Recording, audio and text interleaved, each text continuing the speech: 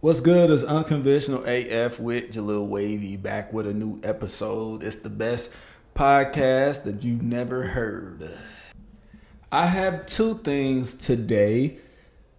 Let's get into Kanye West or Ye. He has finally apologized for all of his antics, rants, offensive things. I believe this was with Vanity Fair. He wrote like an individual letter apologizing to everyone. And it starts with, "To those I've hurt."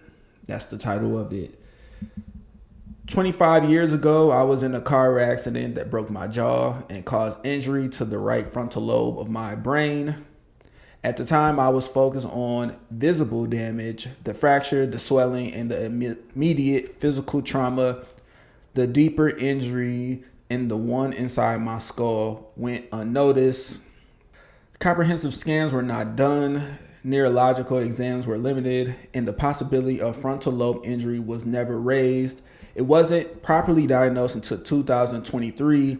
That medical oversight caused serious damage to my mental health and led to my bipolar type 1 diagnosis.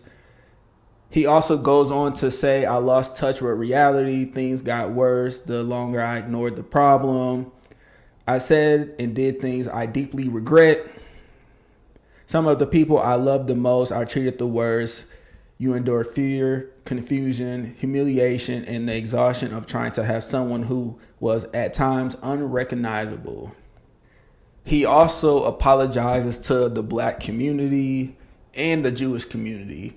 But to us, he said, "To the black community, which held me down through all of the highs and lows and the darkest of times, the black community is unquestionably the foundation of who I am. I am sorry to have let you down. I love us." And then in early 2025, I fell into a 4-month long manic episode. And it goes on and on and on. But Kanye, he apologized. Is it okay for us to forgive him now? Is it okay for us to play his music? I can admit I have not stopped playing Kanye's music. I don't listen to it as much. I had a Chicago Marathon playlist that had quite a few of his songs on there. But I must say, I am happy that he is getting the help, or he's gotten the help. He's been quiet for a while. I've also heard that he is supposed to be dropping an album, I say around March. That's what I'm hearing. Kim Kardashian also spoke about her relationship with Kanye and just said that their co-parenting is going a lot better now. She spoke about that with her sister, Khloe Kardashian, on her podcast. You guys are now in a much better place. Yeah. Because and of I that. think that, I'm a really empathetic person. I mean, at the end of the day, we're always family. I always look at it that way, no matter what's going on. There are times when I have to be super protective. And there are times when, at any moment, I would love that relationship. And I've always talked about that. The music side and the producing isn't my thing. And that's her bonding thing with her dad. But even just like coming up with stuff, we have to communicate about how North moves through that world and all these opportunities that come her way, and having to filter that and respecting his opinion on the things that go on with his kids is really important. So yeah, it seems like Kanye is in a better place with everyone. I love to see it. I'm happy about that. I think they even said something on the Breakfast Club about when he showed up to Deion Cole's comedy show that Kanye said that he's getting back to making soulful music. And I'm excited to hear it. I guess everyone deserves I would say second chance, but we haven't given that man a lot of chances. But if he is better, I am here for it. And I cannot wait to hear new Kanye West from a healthier side. Now, this story right here, I have avoided. I've tried my hardest because I really just didn't understand what was going on. Nicki Minaj, she has been heavy with her MAGA support at Republican conventions. I think we even saw her with Charlie Kirk's widow, Erica Kirk, whatever her name is, I don't know. She has been riding with the MAGA crew, and a lot of people suspected that she was just trying to get pardons for her brother, for her husband, but now we know why. She was trying to become a U.S. citizen. She posted this on Twitter/X residency. The cope is coping, finalizing that citizenship paperwork as we speak, as per my wonderful, gracious, charming president. Thanks to the petition, I wouldn't have done it without you. Oh, citizen Nika, you are the moment. Gold Trump card, free of charge, with a Bride of Chucky doll putting up the middle finger. There, I don't know. Is this okay? If this is the reason why Nicki Minaj was supporting Trump, are we okay with it? As a fan of Nicki Minaj music, I'm like, oh, okay. I kind of understand it now. We saw this with the Chrisleys, with Savannah Chrisley. She was going hard, and her family went public with supporting Donald Trump, and she was able to get her parents, Todd and Julie, pardoned. And now they just like repping that man really hard now. There was a petition on change.org. It says deport Nicki Minaj to Trinidad.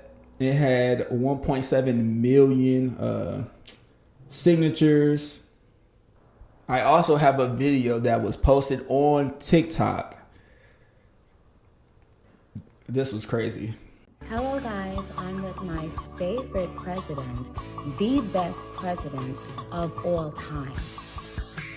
And I'm with the queen of rap. Bro, I can't believe we here to see this. This is insane. I never thought I would see someone that I consider my favorite rapper take such a left turn. She also posted this Donald Trump gold card. This Trump gold card cost $1 million. This was launched in late 2025. It is supposed to fast track to lawful permanent residency, a green card for wealthy foreign individual or corporations willing to make substantial financial contributions to the U.S. government. So a person can pay $1 million or a company can pay $2 million for an employee. That is wild. And then I've been seeing stuff because I work in local news, and they said that the Trump family in general has just made a ton of money since this man has started his second term. I got this from Yahoo Finance. President Trump's net worth. According to a report from the New York Times, it's estimated President Trump has made at least $1.4 million in documented gains since his second term started in January 2025. If that seems like a high number, it's actually considered a minimum estimate given potential significant additional profits from cryptocurrency ventures. Trump roughly doubled his net worth in 1 year, jumping from $3.9 billion in 2024 to somewhere between $5.1 billion and $7.3 by late 2025. The main driver was crypto.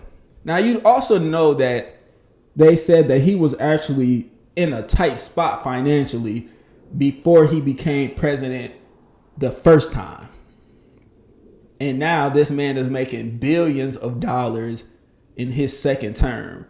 And it looks like that's really the only thing he cares about. I'm not a big politic person. That's why I don't talk about it too much on this podcast, because I'm dumb as hell. But yeah. But that's all I have today. I hope this podcast was very informative.